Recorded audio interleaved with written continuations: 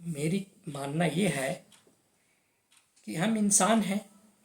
प्राकृतिक रूप से भगवान ने, ईश्वर ने, जिसने हमें बनाया, दिमाग दिया है, आँख दिया है, कान दिया है, नाक दिया है, हर तरह के सेंस ऑर्गन को दिया है। क्यों दिया है? कि आप अपने दिमाग से सोच के चलो, कान से अपनी सुन के काम करो, आँख से देख के करो, नाक से सूंघ के करो। तो फिर हम दूसरे की बातों पे क्यों आ जाते हैं? दूसरा जो मुझे हिप्नोटाइज करता है, हम उसी के बातों में रहते हैं। जिस धर्म को मानने वाले मैंने देखा है धर्म स्थल पे, तो सब गरीब लोग ही हैं। गरीब लोग ही हैं। पूरा जो है देख रहे हैं गोवर्धन का चक्कर सौ के लगा रहे हैं हम, कि इतनी मेहनत तुम यदि अपने जीवन में किए होते तो तुम्हारा सब दुख दूर हो जाता। मोटरी लेके चल रहे हैं कोसों, 80 कोस की परिक्रमा कर रहे हैं। तो क्यों कर रहे हैं? उनके अंदर डर पैदा कर दिया गया। धर्म है, धर्म को मानिए, लेकिन एक लिमिट में मानिए। आप अपने कर्म को कीजिए। आप प्रवचन सुनने जाते हैं बाबा लोगों का, ठीक, लेकिन बाबा लोग का आमदनी आप ही से हो रहा है, आपकी तो आमदनी नहीं हो रहा है कुछ भी। हाँ, आप अपना काम धाम छोड़ के आप जाते हैं और सुनते हैं, अच्छे विचार बता रहे हैं, और वो विचार का क्या आप घर में अमल करते हो? नहीं करते हो, क्योंकि यहाँ के माहौल के हिसाब से आपको चलना पड़ता है। घर में झगड़ा होता है, गुस्सा आता है, तो माहौल के हिसाब से होता है। वो बाबा जी तो वहाँ शांत माहौल में बैठे हैं, बड़े बड़े बड़े बातें बता दी, आप चंदा दीजिए। हर धर्म स्थल पे जाते हैं तो चंदा लिखा हुआ है। बताओ, दर्शन के लिए इतना, VIP दर्शन के लिए इतना, ऐसे होता है क्या धर्म? अरे धर्म की जगह पे जाइए, ठीक है, कोई दिक्कत नहीं है, लेकिन वहाँ पे जो श्रद्धालु हैं उनके लिए मुफ्त रहना, मुफ्त खाना मिलना चाहिए। जो अपनी इच्छा से वो दान दे, वो पेटी में डाल दे। अब तो रसीद काट रहे हैं, इतना दीजिए, उतना दीजिए, तो ये तो ठगने वाली बात हो गई। भगवान को भी चोट लगता होगा कि ये सब क्या कर रहे हैं। तो सरकार को इस पे अंकुश लगाना चाहिए कि हमारा धर्म बदनाम ना हो। हमारे धर्म से लोग दूसरे धर्मों में क्यों जा रहे हैं? इसी कारण से जा रहे हैं कि बहुत ज़्यादा पाखंड है, बहुत ज़्यादा जो है से उल्टे सीधे बातें हैं, मानव में भेद है। इसलिए लोग जो है से 48 होकर दूसरे धर्म को स्वीकार करते हैं। हम तो दूसरे धर्म की बात करते हैं कि दूसरे धर्म में इतनी अच्छी कमियां नहीं हैं, बहुत अच्छे हैं उन लोग का, हमारे में ही ज़्यादा कमियां हैं। हम अपने धर्म को कैसे सुधार सकते हैं?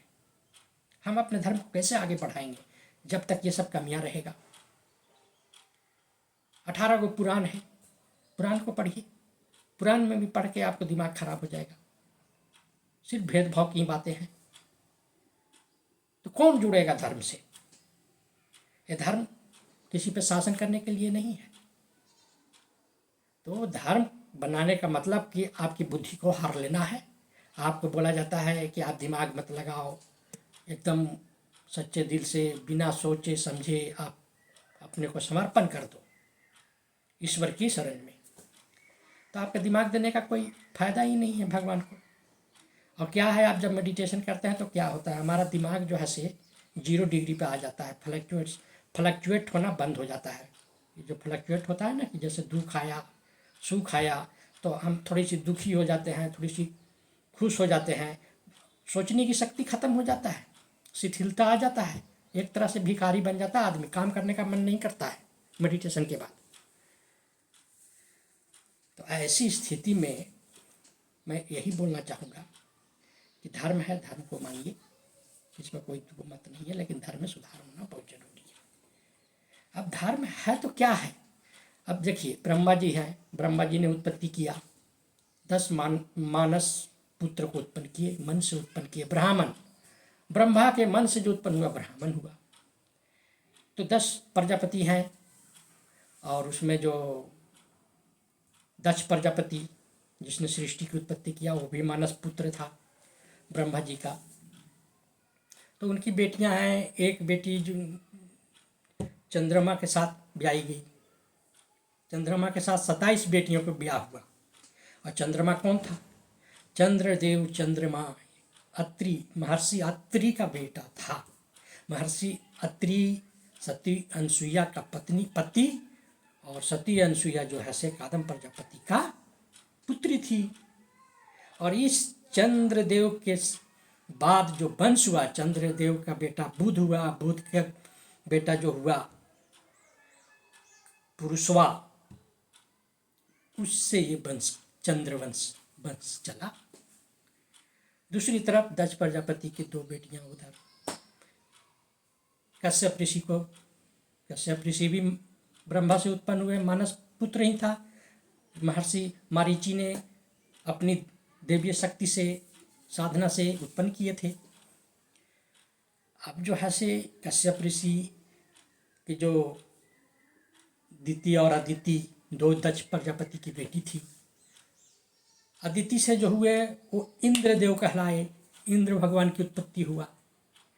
और दिति से जो हुआ वो हिरण्यकश्यप और हिरण्याक्ष और सिंह का एक बेटी पैदा हुए। अब तो बोला जाता है कि दिति से जो वंश चला वो असुर कहलाए, और अदिति से जो बच्चे पैदा हुए वो सुर कहलाए। तो राक्षस और देवता का वहीं से बंटवारा हो गया। अब इंद्रदेव से जो वंश चला वो सूर्य वंशी कहलाए। तो अब यहाँ पे आया, कहते हैं कि सरस्वती की पूजा करते हैं, तो सरस्वती ब्रह्मा जी का बेटी थी। अब ब्रह्मा जी मोहित हो गए अपनी बेटी से शादी किए। अब इससे जो है से शिव भगवान क्रोधित हुए और ब्रह्मा जी का एक सर काट दिए। वो सर जो था कपाल, वो शिव जी के हाथ में चिपक गया। तो शिव जी को हम कपाली बोलने लगे। कपाली शिव जी को बोला जाता है। अब क्या हुआ, शिव जी बद्रीनाथ गए, तब जाके ब्रह्म हत्या का पाप दूर हुआ। और वहीं पे एक ब्रह्म कपाली तीर्थ भी बन गया। तो इस तरह से जो कहानियां हैं। अब क्या है, दक्ष प्रजापति के 9वीं बेटी थी जिसका नाम मूर्ति था। और वो मूर्ति की शादी जो है से धर्म के साथ हुआ। और धर्म कौन, धर्म से 2 नर और नारायण पुत्र पैदा हुए। और वो दोनों नर नारायण ही जो है से साधना किए बद्रीनाथ में। उन्हीं के नाम से पहाड़ का भी नाम है नर नारायण। और वो नर नारायण की जगह से बोलते हैं कि उर्वशी की भी उत्पत्ति हुई, तो उर्वशी की भी मंदिर है। अब नर नारायण जो है से महाभारत में अर्जुन और कृष्ण के रूप में जन्म लिए। तो कहानियाँ तो बहुत है, पढ़ेंगे तभी पता चलेगा। लेकिन क्या सत्य है क्या गलत है, तो ये भी जज करना आपके ऊपर है, आपकी कितनी नॉलेज है, कितना जानकारी है। अब सीधे जो है से हम दौड़ रहे हैं, तो दौड़ने से कोई फ़ायदा नहीं है। हमारी श्रद्धा, हमारी सोच पे भगवान है। हम यदि घर में बैठ के अच्छी सी साधना करेंगे, अच्छी सी सोच रखेंगे, तो भगवान आपके सपने में आएंगे, आपको यहीं दर्शन देंगे। कहीं जाके समय बर्बाद करने की ज़रूरत नहीं है। आदमी को अधिकतर मैं मरते हुए देखा हूँ, तीर्थ यात्री पर जाते हैं और उधर मौत हो जाता है। कभी एक्सीडेंट हो गया बस का, तो कभी भूस्खलन हो गया, तो कभी कुछ हो गया। तो जितना आप घर में हैं उतना आप सेफ हो, ठीक।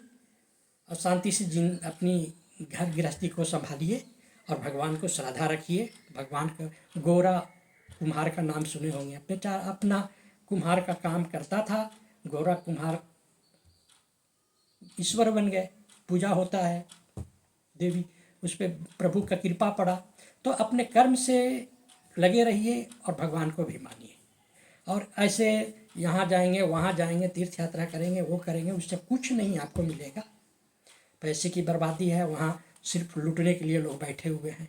होटल में आप रहिएगा तो वहाँ लूटेंगे, आपको सामान रखने के लिए पैसे मांगेंगे, हर तरह की चीज़ के लिए सब बिजनेस है। बिजनेस में आपके पास यदि ज़्यादा पैसा है तो लोग जाते हैं भ्रमण करने, वो टाइम पास करने वाले लोग हैं कि दिन रात तो चोरी करते हैं और चलो आज टूर करते हैं, धर्म स्थल की घूम लेते हैं, शायद पाप मिट जाए। तो वैसे लोग जा रहे हैं, श्रद्धालु लोग जो जा रहे हैं उनके लिए तो बहुत कष्ट है।